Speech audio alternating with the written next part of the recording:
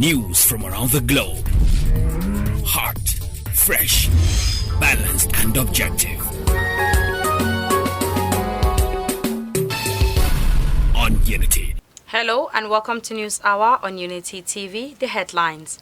$400 million spent on HAJARKU steel will yield $1.6 billion annual income, says Buhari. Terrorism allegations against Emefiele oppressive cartels DSS. CSOs knock NAS over 30.1 billion naira lawmakers' budgets. And under foreign Senate Republican Judge Santos facing investigations for lying about resuming. In sports, Messi, Ronaldo, Neymar, Mbappe pay tributes to Pele. And those were the headlines. And for details and more of the stories, I am Rukayat Sani Ibrahim. President Muhammadu Buhari on Thursday revealed that $400 million has been spent by his administration to transform the HAJARKU steel complex in Kogi State. He said the investment made in the steel company will add $1.6 billion annual income to the Nigerian economy and create over 500,000 estimated jobs. President Muhammadu Buhari stated this in Okene, Kogi during a one-day state visit in a statement by presidential spokesman Garba Shehu. The president said he considered the huge amount spent on the HAJARKU steel complex as a money well spent. During the state visit, the president commissioned the reference hospital Okene, the new Ohinoi Palace at Okene, the Ganada Junction flyover and interchange at Lokoja, the Muhammadu Buhari Square Civic Center in Lokoja, amongst others. President Muhammadu Buhari has mourned Brazil football legend Pelé, describing him as one whom the world will never forget for his contribution to the game. President Buhari stated this in his tribute, according to a statement by his presidential aide Garba Shehu. Pelé died on Thursday at 82 after a battle with colon cancer. The family said the development has triggered an outpour of condolences, with President Muhammadu Buhari joining the long list of world leaders and footballers mourning the legendary Brazilian. The president noted that late Pelé led a good life and made a huge contribution to the development of global football in particular and world sport in general. Justice Mariam Hassan of the Federal Capital Territory High Court Abuja has quashed the move by the Department of State Services DSS to charge the governor of the Central Bank of Nigeria CBN Godwin Emefiele with terrorism and economic crimes of national security. Justice Hassan also barred the DSS from arresting, inviting or detaining Emefiele, declaring the terrorism allegations against the CBN governor by the DSS as vindictive, callous, oppressive, void and of no effect. In a judgment on the originating summons filed by the Incorporated Trustees of Forum for Accountability and Good Leadership to enforce the fundamental rights of Emefiele, Justice Hassan also restrained the DSS from further harassing or threatening to detain him earlier in December. The Chief Judge of the Federal High Court, Justice John Tsoho, declined an application by the DSS to arrest and detain Emefiele. Justice Tsoho, while declining the motion ex parte filed by an applicant in the absence of the respondent, said the secret police did not provide any concrete evidence to substantiate its claims that Emefiele was involved in terrorism, financing, and economic crimes. Some civil society organizations have condemned the budgetary allocations of 30.1 billion naira for severance packages and the inauguration of the 10th Assembly. The National Assembly on Wednesday increased the 2023 budget proposal from 20.51 trillion naira to 21.82 trillion naira and passed it, indicating an increase of over 1.3 trillion naira against the 20.5 trillion naira proposed by President Muhammadu Buhari. In October, Buhari had, on October 7, 2022, presented a budget proposal of 20.51 trillion naira to the Parliament with a deficit of 782 trillion naira, beg your pardon. He also noted that the 2023 budget will be funded by foreign loans under the 967.48 billion naira. Statutory transfers, the National Assembly Office has 30.492 billion naira. The Senate got 33.267 billion naira, the House of Representatives 51.994 billion naira, National Assembly Service Commission 10.555 billion naira, Legislative Aid 16.520 billion naira, General Services 11.307 billion naira,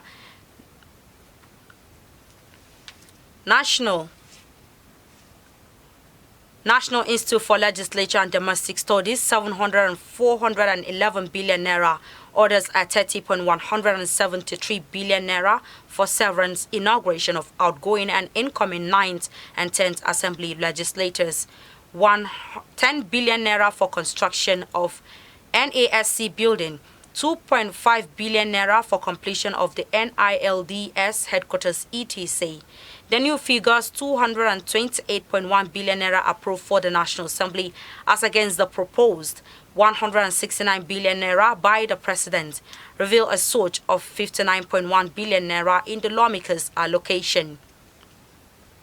Despite an initial increase by the President from 125 billion naira in previous years to 128 billion naira for 2021, 134 billion naira for 2022, and 169 billion naira for 2023, the lawmakers still did an upward review of the 2023 budget, commenting on the issue. The Executive Director, the Civil Society Legislative Advocacy Center, Awal Rafsanjani, noted that it was sad that the National Assembly had to budget such an amount that had nothing to do with the public good. Plateau State House of Assembly Thursday passed the 2023 appropriation bill at the tune of 149,951,334,591 naira only. A breakdown of the budget indicates 84 billion naira, 152 million naira, 360,704 naira for recurrent expenditure, while the sum of 65 billion naira, 798 million, 973,887 naira for capital expenditure, making it 10 billion naira higher than what the Executive Governor, Barrister Simon Bakula Long, had earlier presented before the House. Our House of Assembly correspondent Pam Donquez reports that while presenting the review budget before the legislature, House Committee Chairman on Appropriation and member representing Wase, Honorable Yahaya Adamu Marvel, pointed out some observations among all the issues responsible for the poor performance of MDA's budget, to include non-release of funds, non-payment of superb counterpart funding, non-payment of benefits to retirees. The committee then recommended that funds should always be released on time to MDAs. As such, there will be better performance and more revenue will be generated, as well as timely payment of retirees' benefit, so they can always vacate government quarters for other civil servants to have accommodation.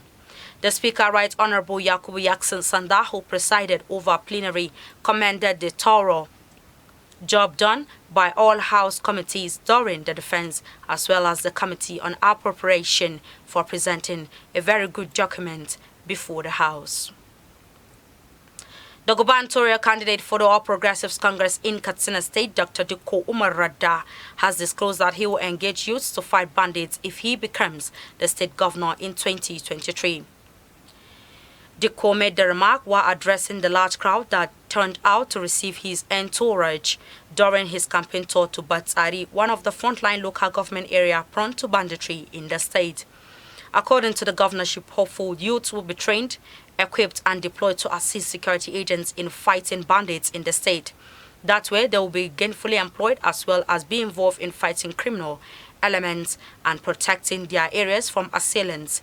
Dikko also promised to bring to an end the drying of cassava by the roadside common in the area by providing them with machines which they could do that easily with. The Kogi State government has described Thursday's Okene bomb explosion as the handiwork of enemies of progress. Retired Commodore Jerry Omodara, security advisor to Kogi State Governor Alhaji Yahya Bello, made the statement in a telephone interview with newsmen in Lokoja on Thursday. The explosion, which occurred around 9 o'clock a.m. close to the old palace of the Obinoyi of Ibraland, left 4 persons dead and 2 others injured. Omodara said that the government earlier had intelligence that something like that will happen, which explains why they had enough deployment of security personnel across the state to be able to frustrate the planners' efforts. The SA expressed gladness and the effort of the Muhammadu Buhari was very successful as he commissioned several milestone legacy projects of Governor Bello that had a direct bearing on the lives of the people of the state.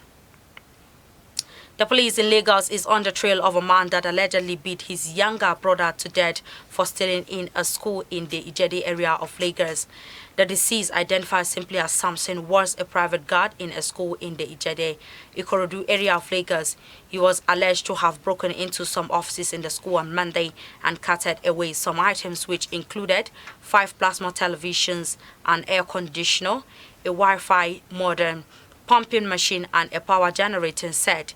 He was reportedly caught while escaping with the items. His elder brother Yahaya, according to eyewitness, was invited. Yahaya was alleged to have tied his brother's hands and legs and started beating him for dragging the family's name in the mud. At a point, the 32-year-old suspect became motionless. Attempts to resuscitate him failed as he was later confirmed dead. The Lagos State Police Public Relations Officer SP Benjamin Hundeyin confirmed the incident. And on the foreign scene, a Republican congressman-elect is under investigation in New Year after he admitted he lied about his education and work experience. The Republican District Attorney for Nassau County said she will look into the George Santos CV. Allegations about discrepancies in the backstory were first made in New York Times report last week. Mr. Santos is scheduled to be sworn in on 3 January. The newspaper published an investigation this month alleging Mr. Santos, who was elected to Congress in the November midterm elections, had made several lies on his resume. Mr. Santos said he was not a criminal and said that the scandal will not prevent him from serving his 2-year term in the House of Representatives. On Wednesday, Nassau County District Attorney Ann Donnelly said residents of Mr. Santos' congregational district in New York must have an honest and accountable representative in Congress, saying no one is above the law and if a crime was committed in this county, he will prosecute it. And in sports, France star Kylian Mbappe said on Tuesday that Pele's legacy will never be forgotten after the Brazil legend died at the age of 82.